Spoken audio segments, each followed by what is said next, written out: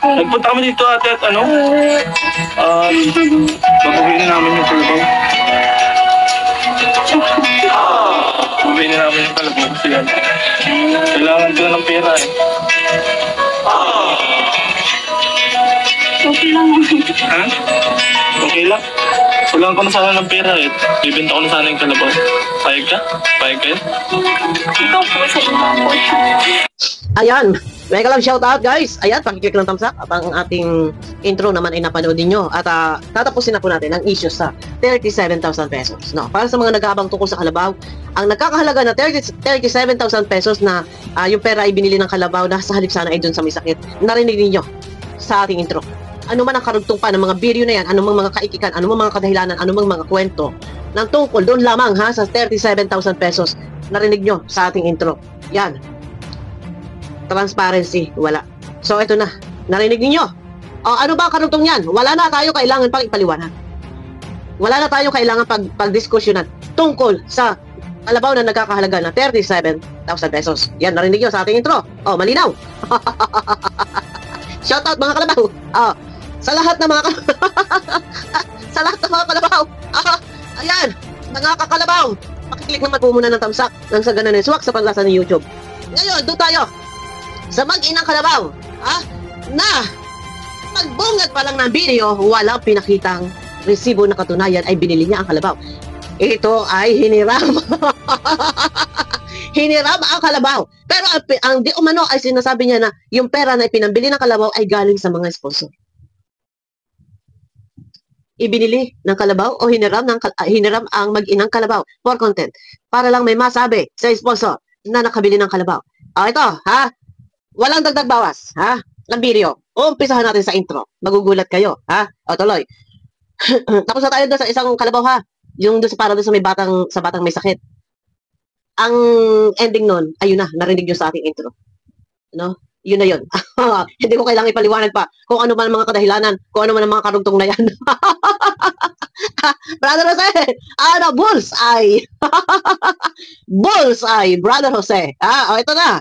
Doon tayo sa nagkakalagang 52,000 pesos na tumataginting sa mag-inang kalabaw. Ito, walang dagdag bawas Pakiclick ng thumbs up guys. Teka muna, i-reduce noise natin at baka malagaslas. Yan, ang hirap guys.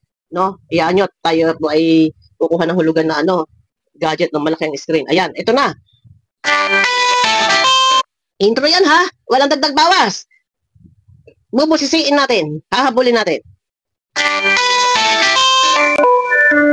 Hello po, welcome po sa YouTube channel, Brother Jose. Dito po tayo, nakatapo tayo sa bundok. Dito po tayo, may kasamang kalabaw, agad-agad. May kasamang kalabaw. Wait muna, ulitin nga muna. At baka sabihin niyo tayo ay gumagawa-gawa ng kwento at nagdadagdag bawas,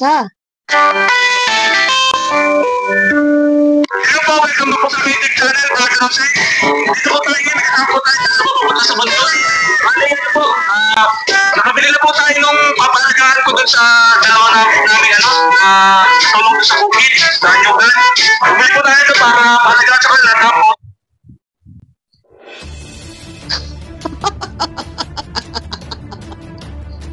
bumili. Agad-agad. Wala ba munang tayo po ay may pupuntahang kalabaw. At ito po ay ating bibilhin.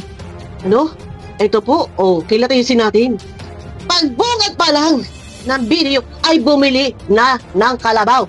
Istoryahe, Brother Jose, kwento mo sa kalabaw mo. Ikwento mo sa kalabaw mo. Sinong mapapaniwala? Sino mapapaniwala mo? Sino ang maniniwala sa iyo na ang pera na nagkakahalagang 52,000 pesos na galing sa sponsor, agad-agad, instant, may kalabaw. Wala kang pinakikita na ang kalabaw ay binili mo sa ibang tao at doon ay nagkaroon ng pirmahan, kasunduan, nagkaroon ng bayaran na magpapatunay na ang kalabaw na ito ay aking ibinebenta sa nagkakahalagang 52,000 sa nagngangalang Joseph Mabingnay Sangreo.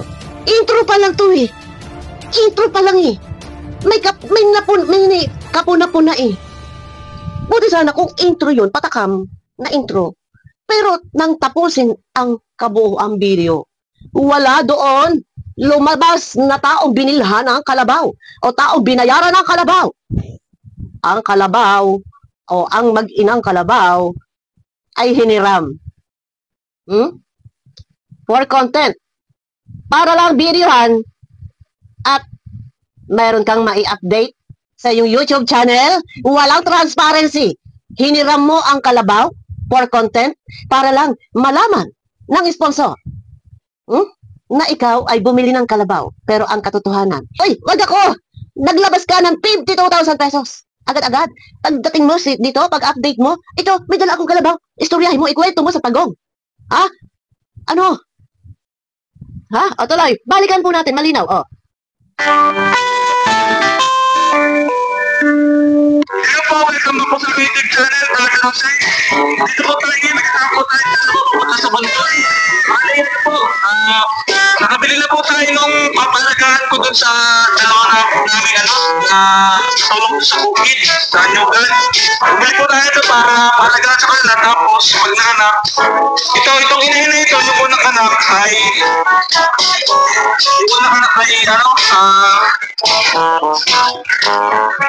sa akin. Ang unang anak ay akin. Alam mo, paglilinaw lang sa lahat. Ibang kalabaw po ito, guys. Ang bihira ka, damuho ka, kalabaw ka talaga. Ha? Ang unang anak ay akin. Pero sana, sa introhan mo pa lang, dun sana, bilang pagpapatunay, dapat inintro mo. Hello guys, ayan. Isang magandang umaga sa ating lahat. Ayan na po, at bago ang lahat, meron pong sponsor na nagbigay ng biyaya o pera para pambili ng kalabaw para sa ating programa. Pero ito na po guys, puntahan po natin ang aking nakita na doon binibenta yung mag-inang kalabaw. Tara't kausapin po natin yung may-ari. Ano po, at alamin natin, iyan ang magandang pang-intro. Doon videohan mo hanggang sa makarating kayo sa barangay at doon magkakaroon ng kasunduan sa paglalabas mo ng 52,000 pesos. Yun ang sinasabi ko. Yun ang sinasabi ko. Tuktukan kita. Ha? Wala kang transparency dahil ang kalabaw ay hiniram mo lang for content. Ha? Wala kang pinakita na ang kalabaw ay iyong binili. Ha? Tuloy. Booking ka, booking. Wait. Ulit. Ha? Welcome back po sa YouTube channel, Brother Jose. Dito po tayo ngayon, nagsasama po tayo pupunta sa Bandoy. Bali na po, nakabili na po tayo nung papalagahan ko dun sa dalawa namin tulong sa bukid, sa Nyugan. Bumili po tayo ito para palagahan sa kanila, tapos pag naanak, itong inahin na ito, yung unang anak ay,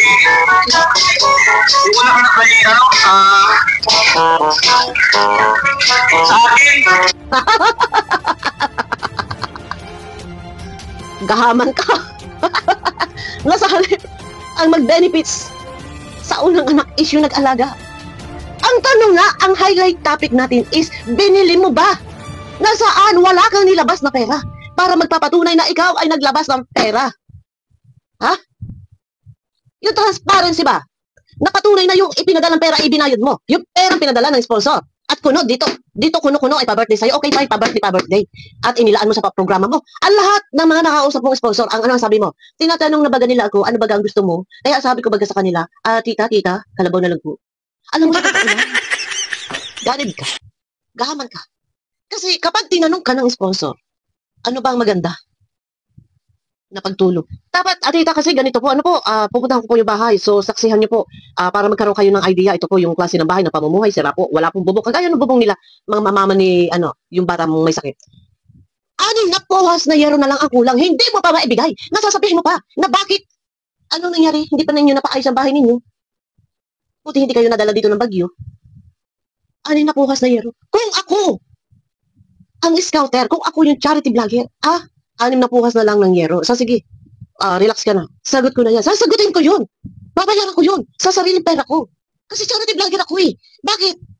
Kailan mo siya tutulungan? Kapag may padala, ang sponsor, na naman. So umaasa ka sa sponsor, na sumasandal ka sa sponsor. Nasaan yung kinikita mo? Sa video mo. Nasaan yung kinikita mo sa video mo? Ha? Ngayon, yung unang kalabaw, nasaan? Yung 37,000 na napagbentahan, siyempre hindi nanganganak. Walang kwenta, inutin.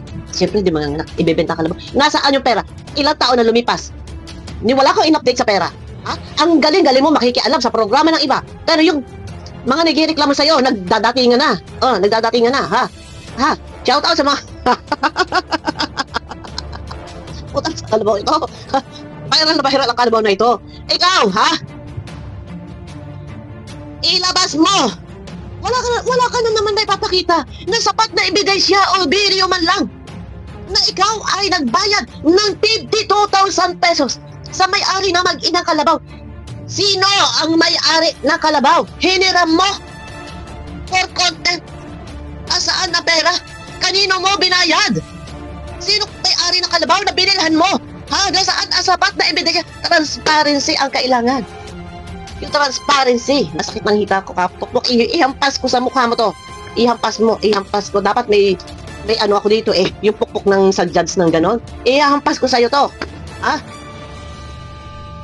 Naglabas ka ng 52,000 pesos para sa mag-inang kalabaw. Pero walang sapat na ebidensya kang ipinakita na ang kalabaw ay binili mo. Na malay na lang ay mayroon kang hawak-hawak na kung sino mang may-ari sa kalabaw na yan, sa hayop na yan. Ha? Ito yung sinasabi ko eh, yung transparency. Transparency! Brother, peking charity vlogger. Peke ka. Panoorin nyo ang kanta ni... Ano yan? Direct Nuelsa. Yo. Brother Jose. Gagawa pala tayo na. Hindi kita tatantanan. Akala mo ba? Saka lang paging kita. Magtago ka na sa iyong pinagtaguan. Sa iyong pinanggalingan. Hindi kita tatantanan. 52,000! Ibinulsa mo? Ha? Kalabaw na pinakikita mo, hiniram mo. Hiniram mo. Wala kang maipakikita. Magpapatunay na ang kalabaw ay binili mo sa ibang tao. Tutusikin ko ang mata mo. Huwag ako, Brother Jose. Bago ka po muna sa ibang tao. Ha? Sa programa ng may programa. Talamak ang reklamo. Sa di umano, sa kuno'y programa mo na wala ka namang sariling programa kung hindi ng balahura ka. Ha? Palibhasa, yung mga sponsor talaga, walang mapagsumbungan, walang mapagsabihan. Hindi makapagreklamo. Ngayon dito meron panawagan si Kuya Bal. Wait lang, may panawagan si Kuya Bal para sa lahat ng mga nag-sponsor. Para dito kay Brother Jose. Wait lang guys.